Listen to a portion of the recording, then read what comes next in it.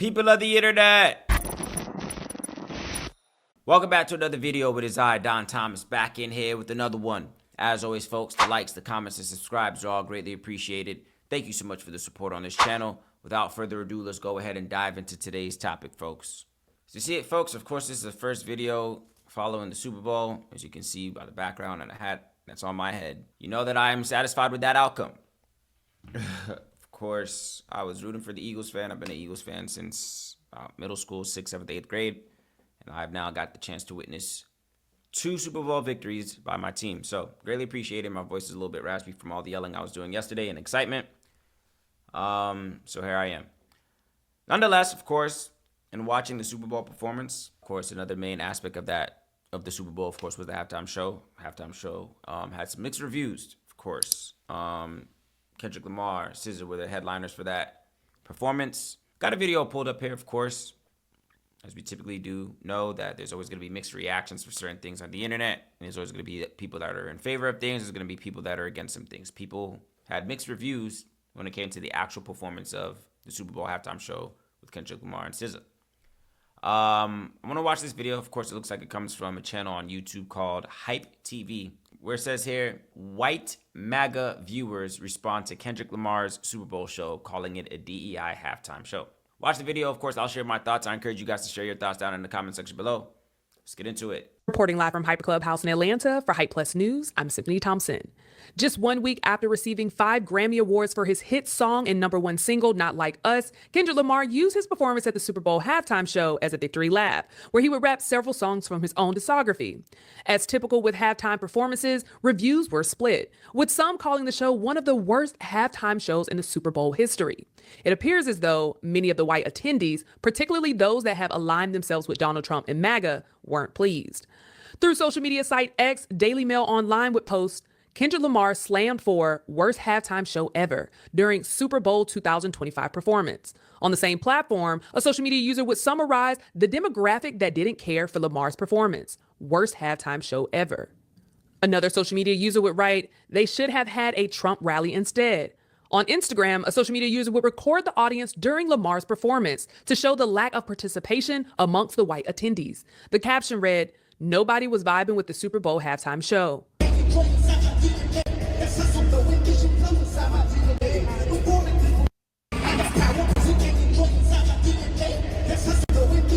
One of Lamar's peers, Snoop Dogg, would share his reaction to the halftime show via social media, as he would play the performance in its entirety. Snoop appeared to love the halftime performance, particularly when Serena Williams showed up to Crip Walk.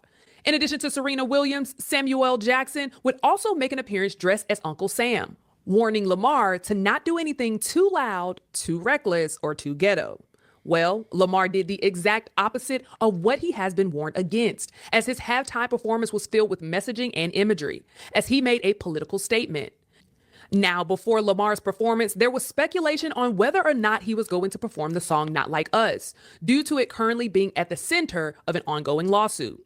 Back in January, Drake and his attorneys would file a defamation lawsuit against Universal Music Group, accusing the label of illegally pushing the song, despite its false allegations.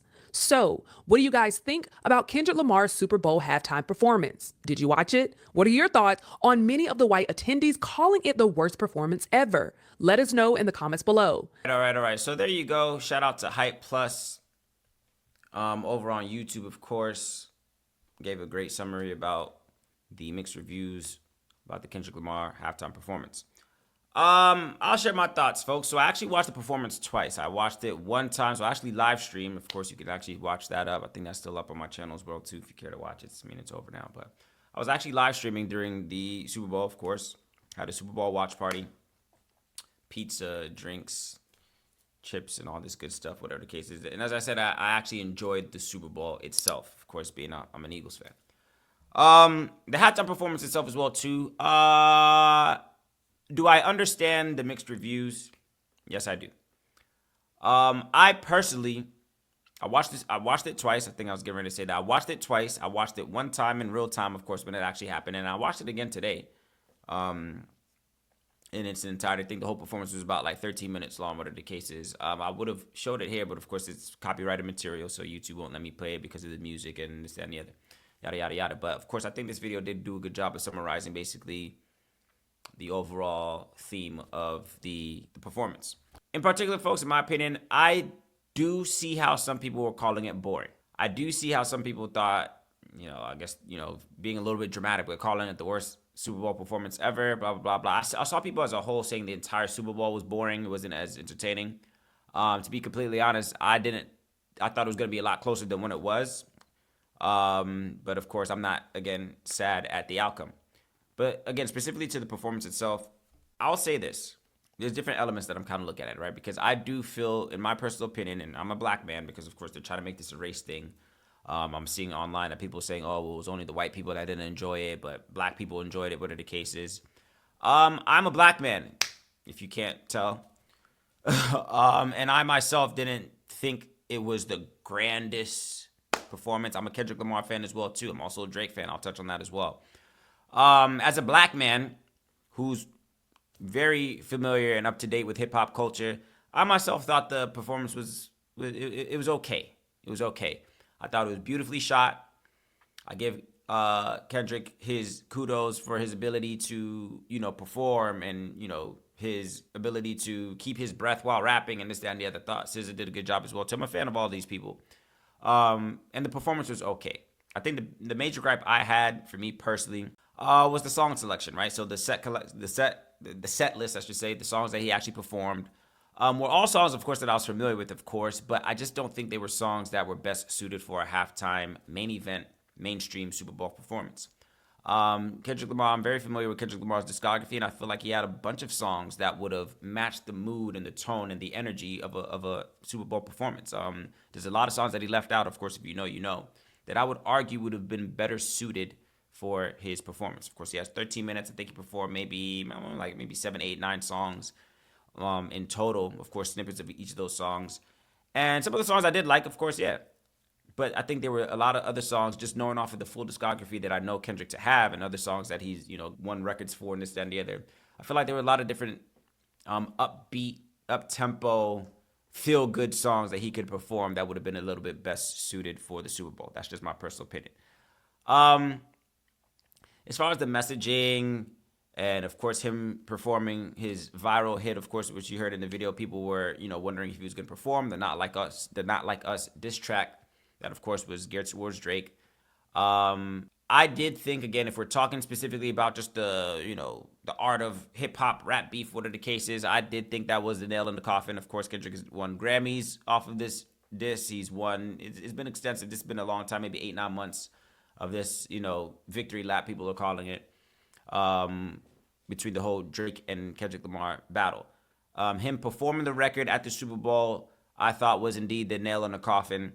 I do also think that we should end it here. I think he's done a lot. We've seen him do the concerts. He's done the music videos. He's done, he's going on tour again now as well too. I think I'm personally ready to move on. As a matter of fact, the song itself, I've been ready to move on. The song Not Like Us, I'm okay. You got it. I think it's almost to a point where it gets a little bit cheesy after a while. Like, come on, man. Like, I've been tired of the song. I typically don't really care for the song as much now. Not saying it's not a good song, but I'm over it, right? And I want to believe that maybe this should be the nail in the coffin, and we can maybe move on. But of course, as you heard as well too, Drake is indeed suing. He has an open lawsuit now for the use of the song. I guess what the case is, this whole legal dispute, what are the cases, and I think even Kendrick even kind of touched on that, and saying that, oh well, we know, I want to say some things, but these guys sue, whatever. So he took a lot of jabs at Drake. I personally feel sorry for Drake as well, too. I think I even tweeted that as well, too. Like, I'm still a fan of Drake, and I don't really like this industry backlash where I feel like the whole industry have turned their back on him. Some would even argue that Drake is still a bigger artist than Kendrick Lamar. Of course, these are two juggernauts in the hip-hop culture.